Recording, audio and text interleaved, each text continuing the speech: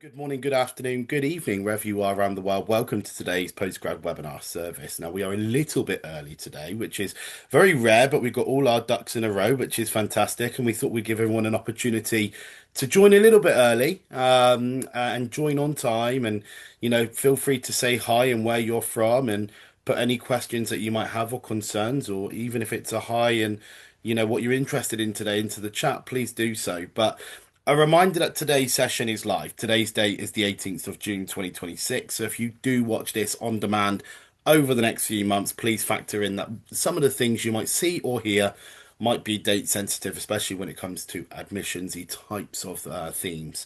If you are watching on social media today and there has been a really strong contingent of you, please make sure your question goes into the messenger facility. We have got a really good tool now that enables us to see the questions. So please pop them through and your questions will get answered through our dedicated Q&A section at the very end.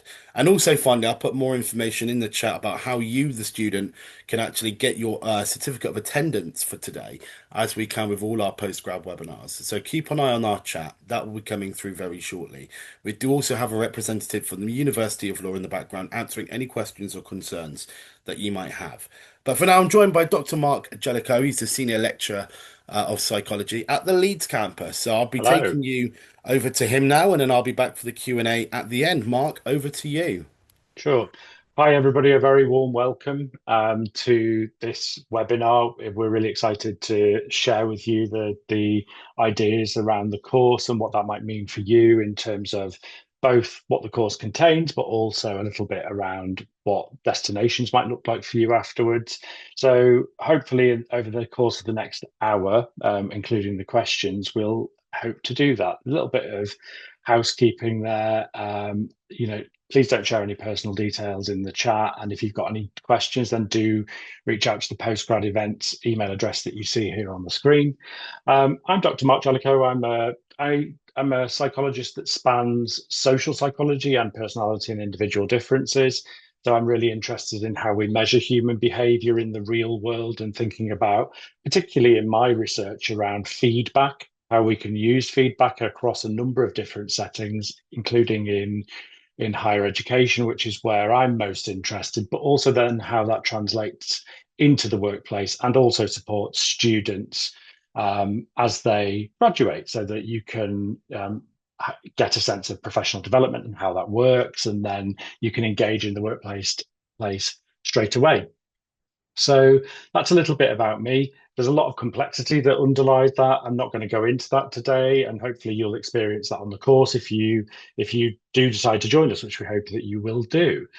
So a very brief welcome. We'll be thinking about these main ideas in terms of the agenda. We'll be thinking about why you might want to convert to psychology, including some of the entry requirements and so on, and an overview of the modules, perhaps thinking about how that breaks down.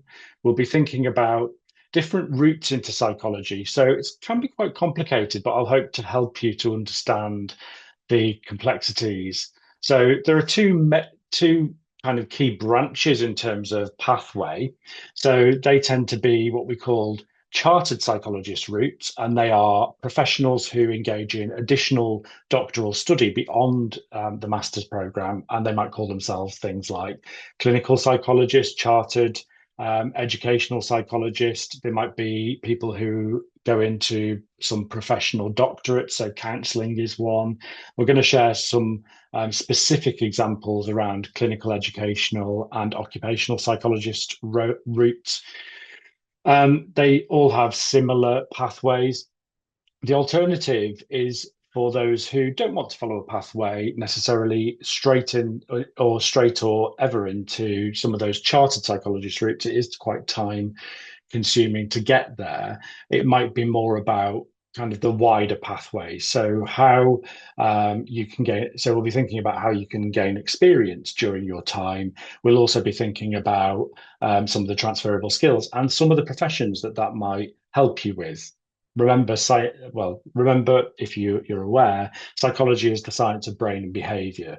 So any occupation that you enter into, and as a graduate particularly, potentially your psychology training will come in useful. Lots of the skills that we help you to develop to will help you in lots of those occupations. And the skills that you develop as a psychologist, whether you go into that doctoral route or whether you go into the wider professions, are really highly prized. Um, so we'll teach you how to ask questions and how to answer them with data. It's really important to keep up to date, and we'll be thinking about that when you're entering the psychology profession, even as an emerging psychologist when you join the conversion program. So getting experience early is really helpful. I think I'll just give you a course overview. Not sure there'll be time to meet the tutors today, particularly, but hopefully you've met me, and that will help you to understand that we're a nice, friendly bunch.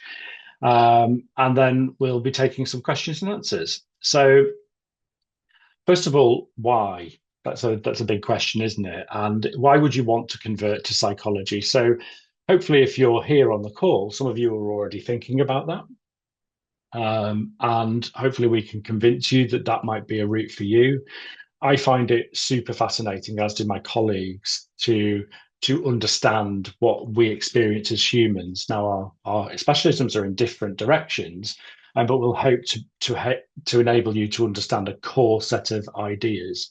So, in terms of why study a psychology conversion course, really, as a conversion course, it's the best option in kind of in not for non-psychology graduates to gain an accredited qualification. I'll talk a little bit more about accreditation in a slide or so's time. And this may act as an entry point to further postgraduate training. So you'll remember that I said that further postgraduate training is possible, and hopefully some of you will be interested in following that pathway. I know very often students enter our programs and they have very definite ideas about what that might be. Others might not necessarily have that clear direction, but might understand where they want to go to. So successful completion of a conversion course enables you to also join our main society, the British Psychological Society, as a graduate member. So that's really useful in terms of keeping up to date with what goes on in terms of the psychological discipline, because you can join societies that are associated with that. You can receive kind of periodicals and use that to deepen your understanding. And I'd really recommend, if you join the course, that you join the BPS as well. Another key aspect is the development of skills. So research skills are highly prized these days, and so um, that enables us to better understand the world around us. And not more and more institutions, like some of the big tech institutions, are um, employing psychology graduates to really help to understand how people interact in the world, even in the online space. So, and some of the research skills that we will help you to understand will be those skills that are prized in those sorts of settings to enable those organizations to develop the understandings and the insights that are necessary. You'll use your research methods during the program. You'll develop critical thinking skills, and that will help you towards your final dissertation. It's an intellectually challenging course, and so kind of there is a lot of rigor associated with that, and needing to involve yourself in that kind of whole critical thinking debate, and that will hopefully help you to develop those skills that are really useful in terms of graduate experiences. I think there's been questions in the chat about finance, and I'll leave that to the chat. So we've talked about who the conversion course is aimed at. So if you want to progress your career in the field of psychology or beyond, and you want, then this is the place to be. So what is accreditation? So accreditation is something that ensures that as a course that we are meeting a certain core level of status in terms of the education and training that we offer. And so the main accrediting body, or the accrediting body really in the UK, is the British Psychological Society. Their accreditation process then kind of aligns nicely with some of the career pathways. And so that opens up some of those career pathways in a more observable way. And so you must have a BPS accredited degree or conversion course to apply for many of the psychology doctorates, in fact most of them, and to become a chartered psychologist. So as it says on the screen, I'll let you read the quote from the BPS there. So one thing to say is that currently the online version of the program is, and if you're interested in that, that you'll be happy to learn that that is BPS accredited. The BPS have strongly encouraged us to submit a fast track application for the campus based course, and we are currently waiting to hear back from them on that. So hopefully, further news on that very shortly. But you know, our course is actually designed to be very similar across online and face to face campus. We teach currently in Leeds. It's a very student. I live just outside Leeds. It's a very student friendly place to be. It's it's a place where it's kind of slightly cheaper, I guess, in terms of the some of the places that you might experience in the UK as a student.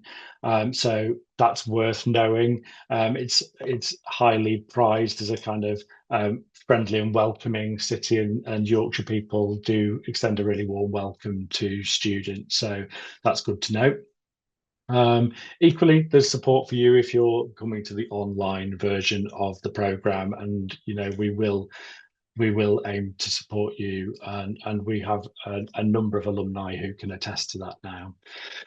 So, what do you study during a psychology conversion course? That will hopefully be a key interest to you. There's essentially we have 8 modules. There are 2 research methods modules and 1 dissertation course or module.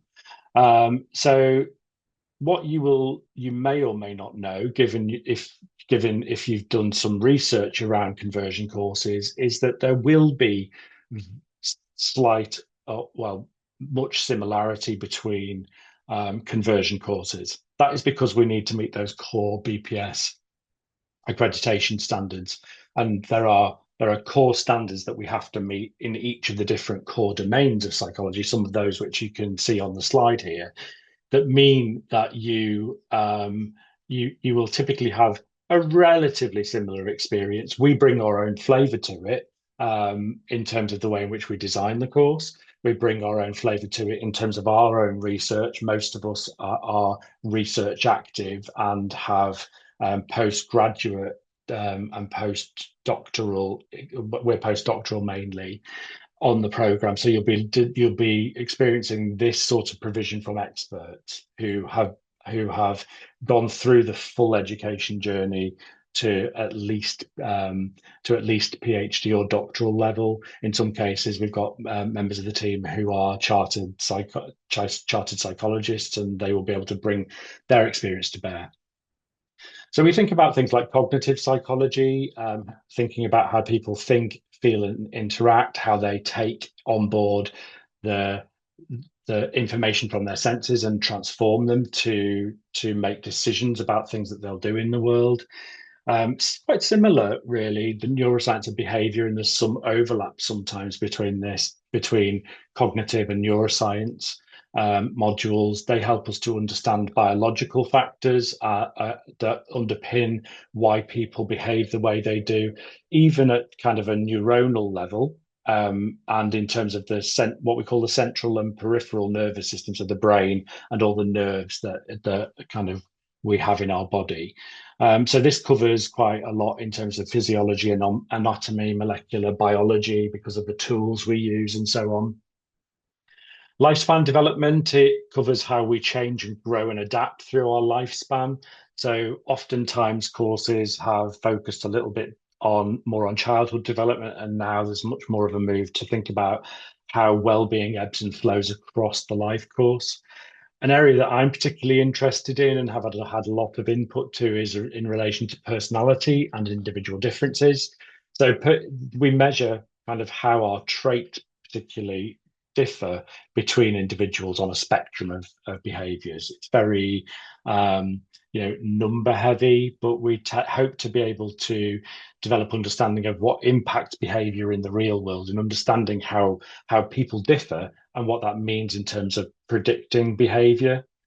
Um, Social and critical psychology thinks about how our behavior as a human differs when others are present or others aren't present, but we think that they are. So there's the implied presence of somebody else.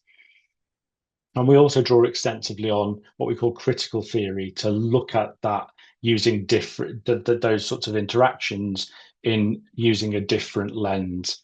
So traditionally, social psychology has thought about it from a scientific measurement point of view because we've been obsessed in some cases in the relatively early stages of social psychology in measuring things via numbers. Critical theory thinks about things in more of a language and discourse sort of way. Research methods I've foregrounded a little bit. So this is a really key module. Our research methods as psychologists are key to us. They help us to unlock the understandings that we have about the world. They enable us to contribute to science, and they enable us to contribute to how interventions are made in the real world, regardless of discipline. So your research methods will be really important to you as a psychology student. So that includes how you would design research, how you would do that ethically, how you collect data and analyze data, alongside consuming research and understanding that critically to formulate some of those questions and those research designs. It's a really key module. It's one that I was really passionate about as a student and continue to be. Um, and I think that hopefully we can help you to come along in that journey in a similar way. The dissertation is essentially an advanced research project that you formulate and have personal one-to-one meetings with your allocated supervisor. You do get an option to express a preference for who your supervisor is. Often we encourage you to think about that in terms of the type of area that you want to consider and who might be most appropriate in the team to help support you. So there are a variety of different assessments. We tend towards coursework work-based assessments. There are a couple of timed examinations in the course, and so that's just worth bearing that in mind. Um, so hopefully we can take any questions that you might have had in the chat towards the end. I'm just going to go on and think about psychology trends. So this will be important to many of you. So there are in psychology professions, there are these statistics. I think that in relation to England and Wales, these have been researched by the teams. So thank you for that. There are suggested to be around 750,000 people who currently have psychology as an active part of their role. Um, so that's interesting to note. So it's quite a wide workforce. I'd argue it's possibly even wider than those statistics. That's me being critical. Um, there are nearly 50,000, I'm rounding up, psychologists in the UK. So that would be people who'd be, I'm guessing, to be chartered psychologists. And that was data taken in 2021. So that might have moved and changed. It's really interesting. We'll come on to things like educational psychology a little bit later on, but within some of those professions, that 80% of clinical and educational psychologists are women. So that's quite a heavily gendered profession. If you've been keeping up with the news, then you might know that there's a lot of attention being focused on additional learning needs in the mainstream school sector.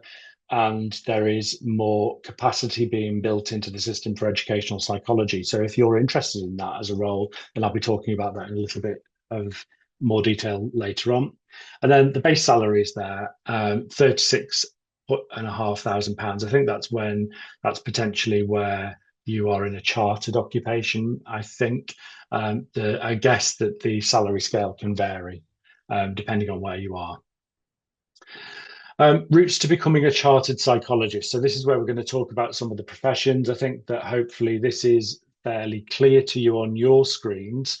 So the first stage is to complete an accredited undergraduate degree or postgraduate conversion course. So hopefully this is where you will enter into this frame.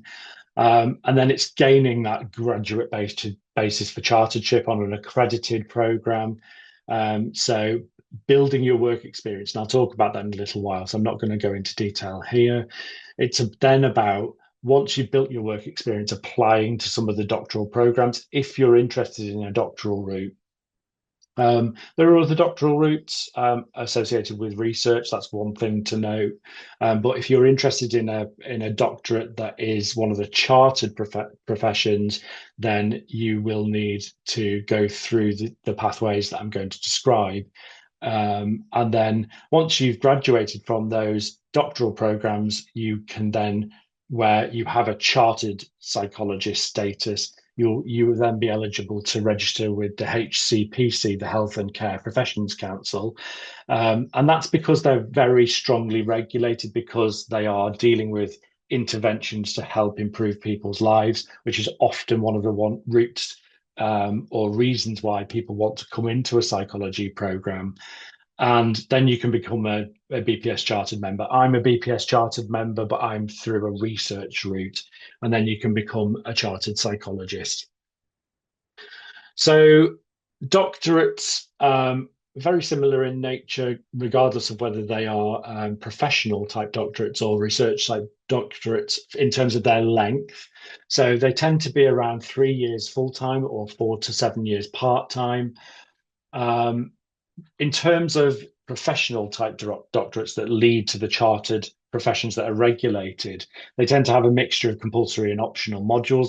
This all varies depending on the route that you're really interested in. And we're going to outline some of the routes. There is more to understand than on our application to professional psychology module. We talk through this in more detail. So don't need, no, not necessarily the need to make detailed notes at this point. You can also see this information on the BPS website. Some doctorates comprise of about 50% of professional placements, some potentially more. If you're an occupational psychologist, often that is workplace in a workplace facilitated often. Doctorates have a combination of academic teaching, research training, professional placement, as you can see on the slides. Most applications to doctoral programs, so those chartered routes, go through a clearinghouse for postgraduate training courses in psychology. And coincidentally, that's in Leeds. They facilitate this, the doctoral programs. But there are other doctoral programs who have their own routes. I think UCL and Birmingham, and there might be some of the other nations' courses in clinical psychology follow a different application route. So it's just worth being aware of that. More detail of that will be clearly understood in relation to, sorry, we'll help you to understand that when you come on to the applications of professional psychology module. So what does a clinical psychologist do? So aim to improve the psychological health of their clients and deal with a broad range of health problems. And that can be health problems in any domain. Often people focus on people with acute mental health challenges, but it can be any physical, emotional, and mental health problem. I know clinical psychologists that work in school settings and so on. And you can see some of the diagnosable conditions that they might work in. They might work alongside psychiatrists. One of the key differences being that clinical psychologists tend to use a more patient-led biopsychosocial model, whereas a psychiatrist is a medical doctor, and that you won't be able to, unless you're already a medical doctor, you won't be able to access that route. But clinical psychologists work with mostly in NHS settings, also in care settings, hospitals, and so on. And clinical psychologists often, their bread and butter work is undertaking clinical assessments of clients. So that might be using some of the research methods that you have developed through the program. They might use interviews, psychometric tests, observations. They're things that we'll talk to you about on the program. There might be a higher level of training that you need to do in some cases to access some of those tools. Treatments then would be the recommendations that they will put into their report. So report writing is really crucial. And that could include therapy, counseling, advice. And clinical psychologists can diagnose mental health problems, but they can't prescribe medication. That's the domain of psychiatrists and so on, as I said earlier on. So again, you would be well advised to gain an accredited qualification to and the graduate basis of membership. So hopefully this is the first step in your journey on if you want to follow a clinical psychologist route. Very competitive, but very rewarding. I know people who've been through the programs and have thoroughly enjoyed it and thoroughly enjoy their work. I think one of the things that if you're aiming for these doctoral routes that I'm describing, getting work experience, even now, and whilst you're on the course, can be really helpful. So, getting work experience as an assistant psychologist, research assistant roles, care assistant roles, there are various different places that you can see those, like something like jobs.ac.uk might be a route. It might be looking at the NHS um, jobs website and so on, or just looking more widely. We also have a great careers and employability team who can support on some of these different routes. And then if you're successful through the clearinghouse application process, then you can well, you can apply for through that route. And then if you're successful, then there's a potential for you to enter the clinical psychology program. Once you're successful, you can register as a HCPC chartered psychologist. When you're training to be a clinical psychologist, you tend to benefit from a salary. So you're salaried and you're employed by the relevant NHS board that's associated with typically with the universities that offer these routes. Um, and you can go into any of those different pathways that you see here on the screen. So education, as I mentioned, social care, independent providers, the third sector, largely the NHS. So hopefully that's of interest to you. Educational psychologists I talked about earlier on, they primarily help children and young people with any additional learning needs that are act as barriers potentially to their integration in classroom settings, so that they can be successful and that they then have the life chances that would be afforded to those people who don't have those challenges necessarily. And so that might the types of ideas that might be diagnosed by or assessed via an educational psychologist are some of those you see here on the screen. So learning difficulties, disabilities, behavioral issues, social and emotional problems that might prevent those successful classroom interactions. They, educational psychologists often work in a number of different settings. We'll talk about that in a short while. Largely in local education authorities, but that's less and less the case now, with educational psychologists working in private practice, with consultancies, or in social care settings, for example. Again, very similar to clinical psychologists, they'll complete observations, interviews, and assessments. So those research method skills will be really useful. They assess the needs associated with the conditions that you see on the screen, and they might conduct research also to to understand young people's challenges, and then to enable them to provide interventions that might be training for teachers and educational practitioners. And they also engage in report writing.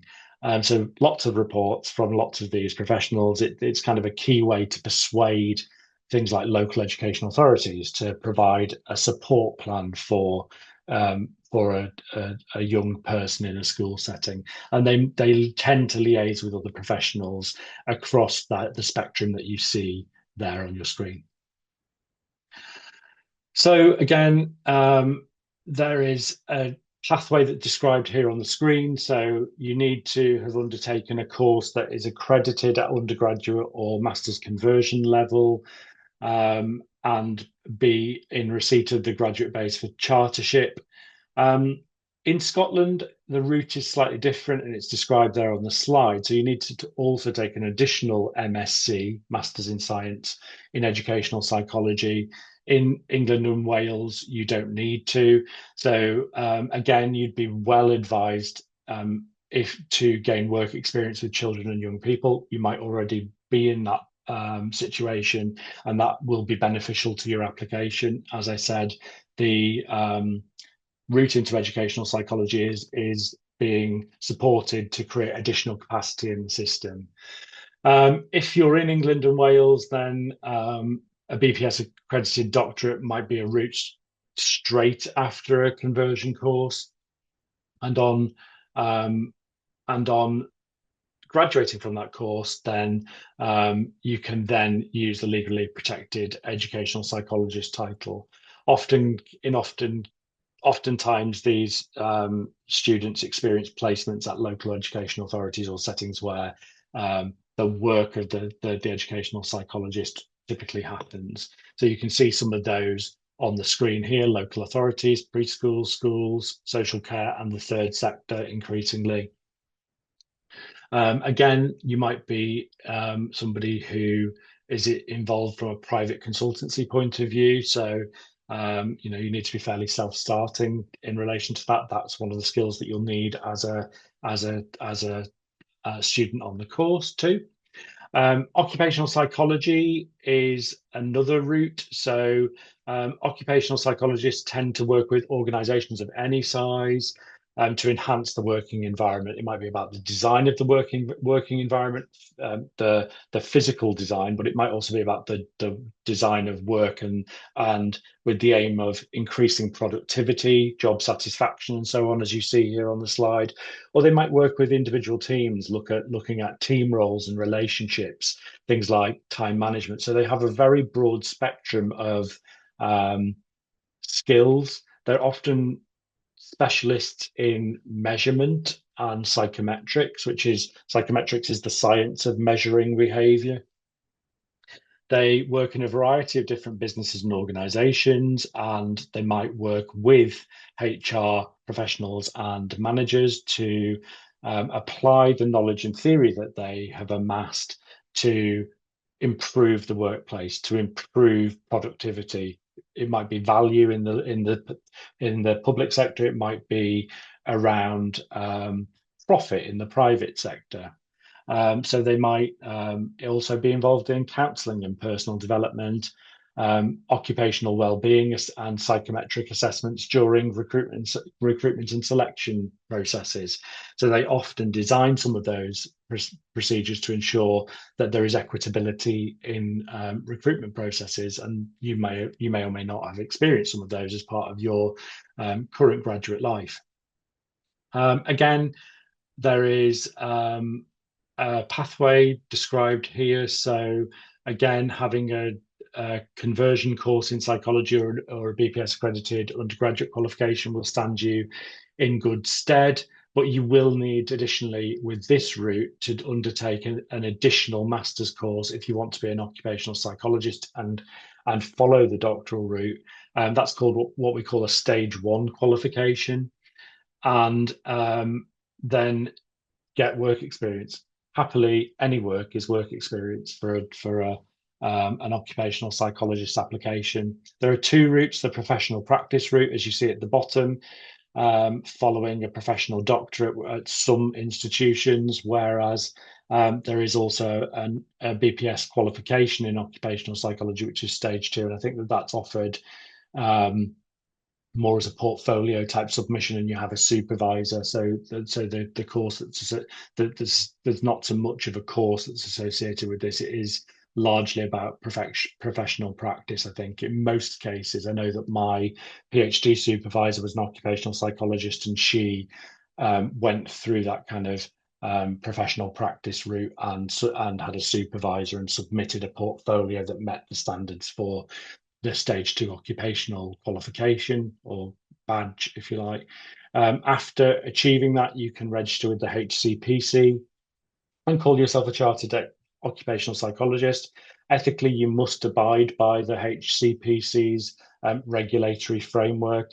I'm not sure why you wouldn't want to, but you need to be ethical in your work, and you could apply those skills to the NHS and the Department for Work and Pensions.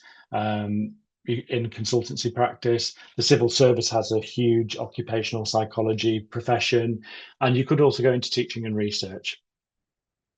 So there are a variety of different psychologist roles, and I think in the interest of time, I possibly need to slightly move on, but some of those are here and they may interest you. So there are a variety of different roles that you could engage in that might help you towards some of those roles. So, for example, an assistant psychologist in academic teaching and research. You could also be something like a clinical associate in psychology, as it says there, who is a specialist in mental health professional whose duties include assessing, formulating, and treating clients in a similar way, but they would operate in certain specialist areas and would be need to be under the supervision of a fully qualified practitioner.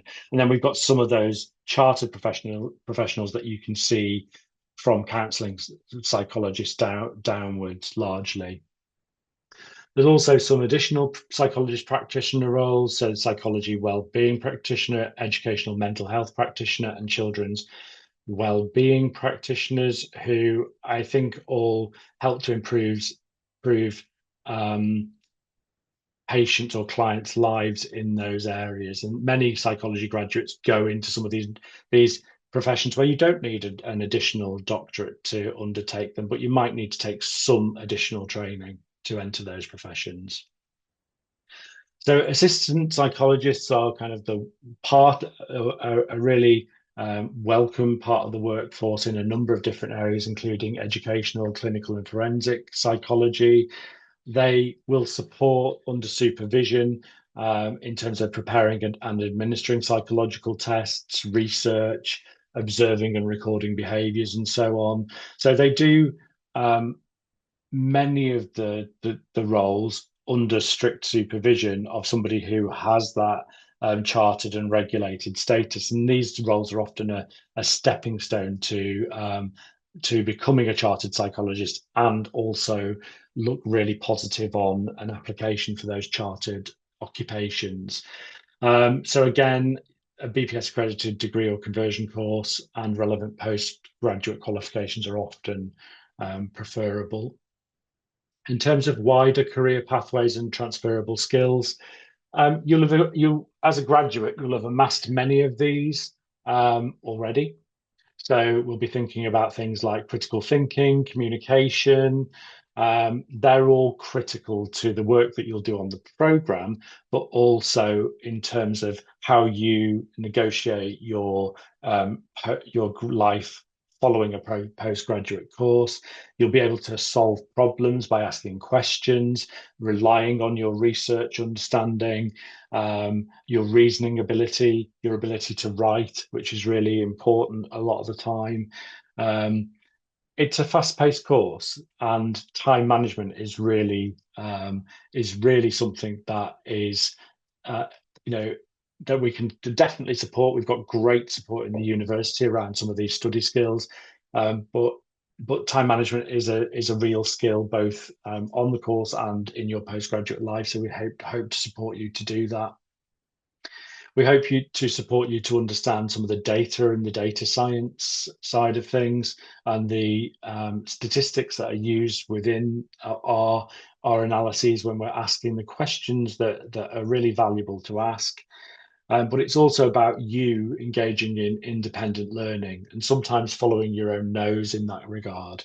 Having kind of critically thought about what you need to understand to solve a problem. And they're the sorts of ideas that we'll be hoping to encourage you to develop and explore.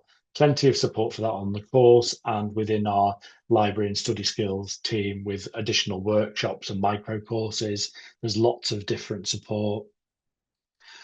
We've talked about some directly psychology related pathways. Here are some of the other pathways that lots of psychology professional emerging psychologists from the program go into, including things like advertising. I teach on the social and critical psychology module, and we teach and we help you to understand how to persuade. It might be that and so that there's lots of scientific theory around that and approaches we can use to help organizations to really persuade individuals to buy something. And that can be, or to engage in a public health intervention like a vaccine or so on. So it might be human resources, the criminal justice system through police and prisons, HR and marketing. So in any potential graduate occupation will, however, prize psychology skills that you will bring of having done the course. So just to talk briefly about a couple of these. So you might want to work as a HR practitioner. Um, as a res as a result of your analytical communication and problem solving skills, this might be a great route for you. You can work across a lot of those different organizations that we can see here on the left hand side of the slide. And it might be that the understanding that you develop as a student on a course where you're developing understanding in relation to the science of the brain and behavior, you can use that to apply that to help recruit new employees, make staff training plans, develop policy and procedure, handle complaints well and disciplinary procedures, and amongst many of the other things that you see here. So the communication skills there are super important and highly prized. So one of the things that you will definitely develop on our course, and we encourage that through our assessment. So hopefully you will enjoy those. I know that many of our students do. In relation to marketing, this is kind of what I was saying. What are the factors that drive human behaviors, and what methods and associated theories can we use to influence human behavior? So it might be about branding or buying decisions, but it might also be about working in something like a government institution to encourage things like recycling behaviors in a local authority. Um, it might be about health behaviors and so on. So how do we encourage people to uptake the services that we want to we want people to consume? So it might be about informing those campaigns, working with clients to develop relationships and so on, so that you can encourage them to use your services. It might be about managing marketing budgets. You know, your numeracy skills will increase as a result of your investigation of data analysis approaches and so on. It might be about using that data analysis set of tools that we have for you to evaluate marketing plans. So how can you gain psychology experience? Well, there are a variety of different volunteer roles. Some of the charities that you see on the screen are things that I know that some of my students and some of my colleagues have engaged with and really talk with a lot of passion about those. It might be that you could also do sorts of assistant roles in the NHS, police, or HR departments, or assistant psychologist roles, as I talked about earlier on. How can you also network? Networking is really useful, particularly if you want to gain work experience, as it is foregrounded on the slide. So there are many universities, organizations, and so on, like the BPS, that run webinars and events. I know that there's a student conference later in the year. I think it's towards November time. That I know lots of students on the programs have been on and found that really inspiring. So those psychology conferences are available to you as a student, and you will always be warmly welcomed at those as potentially as a presenter, but also as somebody who wants to really understand where the field is going. So that can be really useful. Keeping up to date, there's a variety of different podcasts, periodicals, journals, and websites. Some of those are highlighted here. Um, I think one that I'm familiar with quite strongly is Simply Psychology. That helps you to understand psychology in quite a straightforward way, as it might suggest. There's quite often useful articles in there. Psychology Today is a really nice, lighter sort of periodical that helps you to understand really clearly contemporary issues that are going on in the world today. You know, the world is changing all the time, and so keeping up to date with things like that is really useful. There are podcasts. If you're somebody who loves a podcast, the Association for Business Psychology has the Psychology of Work podcast. If you're interested in occupational or business psychology, the All in the Mind podcast is a BBC podcast on, I'm not sure if it's Radio 3 or Radio 4, generally, but also available through the BBC Sounds website. Other podcast providers are available. So do keep up to date if you're really interested. Research the path that is right for you. The British Psychology Society has a website associated with that and will really help you to understand that will really help you to understand that, but also some of the pathways that I haven't described. And you can also look in more detail at some of the pathways that I have described to help you to understand that in more detail. We'll help you do that on the course. We have a really great careers and employability team who will also help you do that as part of our professional development module. Um, You'll be taught by experts at the university. You'll develop those psychological skills. I've talked about the careers service. There is a network of over 100,000 alumni who can be brought to bear. And we're currently taught in Leeds and online, and we're looking to onboard other locations in the UK.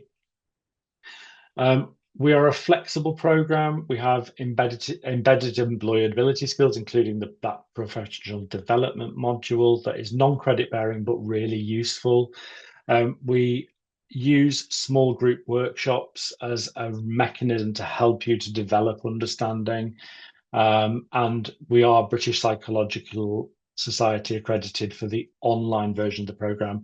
We have a fast track application in for the campus-based version of the program in Leeds, and news on that is anticipated shortly. I don't have that unfortunately currently today, but hopefully by the time you join, we will be there. I can't promise that, but that the soundings are good from what I understand. We have 8 compulsory modules, including those 2 modules in research methods. The total module credit value is 180 credits. They're split up in the table here, as you can see. Each module is studied over 1 term. And so we operate 3 terms. So there tend to be 3 modules in the first term, 2 modules in the second term, and alongside that, all the way through, you'll be thinking about dissertation. There's a 1 hour lecture for each of the 12 units in the module. So that's roughly the amount of weeks that we will be offering. There's 6 1 hour, what we call engage workshops. They're the small class workshops that we've talked about across the module. So that would tend to be bi-weekly. And I talked about the modules earlier on, so I'm not going to go into detail of that in the interest of time. I think we are slightly running. Oh no, we're pretty much on track, I think. So what's next? We have a careers in psychology series that's available on the sorry, I was going to try and say that but can't. The video on demand, I'm guessing that relates to, so vod.law.act.uk.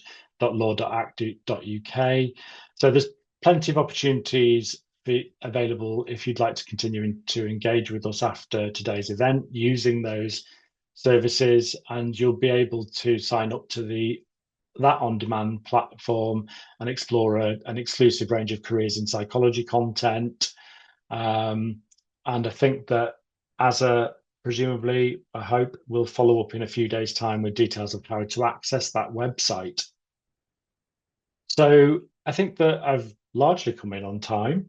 Hopefully that's been interesting to you, and that we'll move over to questions before long, but I'll leave some of the socials up there for the initial period anyway.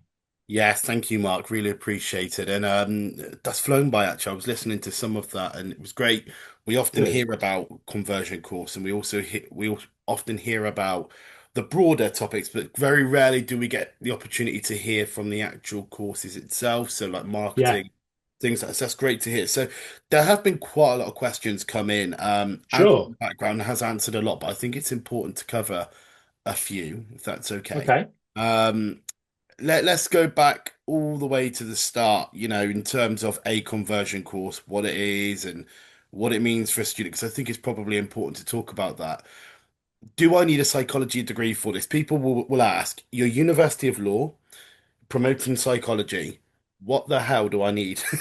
So there'll be students looking at this going, right, okay, then what's my background? My bachelor's, I've got medicine. Does that matter? Obviously, the whole point of No, conversion course in is fact, it absolutely. probably, I mean, the, many of the courses, if you've done an undergraduate qualification, I think the entry requirement is a, a 2-2, Two, two. as has talked about on the slide. So no, you have to meet that minimum entry threshold. Having those graduate level experiences and the skills are really important in the conversion course. And we're experienced providers of conversion courses at the University of Law. You don't need to have a psychology background to enter the MSc conversion.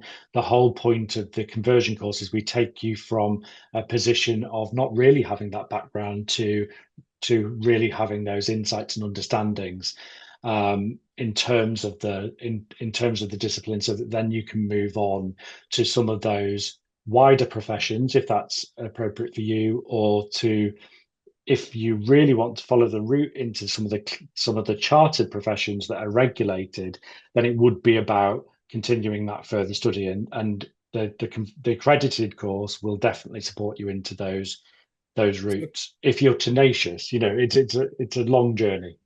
Yeah. Yeah, so a question I'd have to follow up on, and hasn't come in, but this is just more me curious, Mm-hmm. is how do you keep the education relevant? Because obviously you've got so many students every year come in that will Mm-hmm. be of different backgrounds, whether it be Mm-hmm. medicine, agriculture, horticulture, even textiles, whatever. Mm-hmm. Obviously, this is a basic understanding into psychology, into the Mm-hmm. fundamentals, but obviously they'll all bring different qualities and different experiences. How do you year on year look at that, the learning and the education and adapt it to the students' needs? So it's a really great question. We adapt all the time. So we have a very rigorous process in the university around the design of our courses, and so every year that they're updated and refreshed. So we really consider the pedagogy. So that's the science of teaching that we use in the course. We develop new technologies to help support the teaching and learning. But beyond that, in one of the great things about the BPS is that it we are required as part of that, as are all of the other institutions that offer a conversion course and accredited programs, to help you to understand the conceptual, historical, and issues in psychology.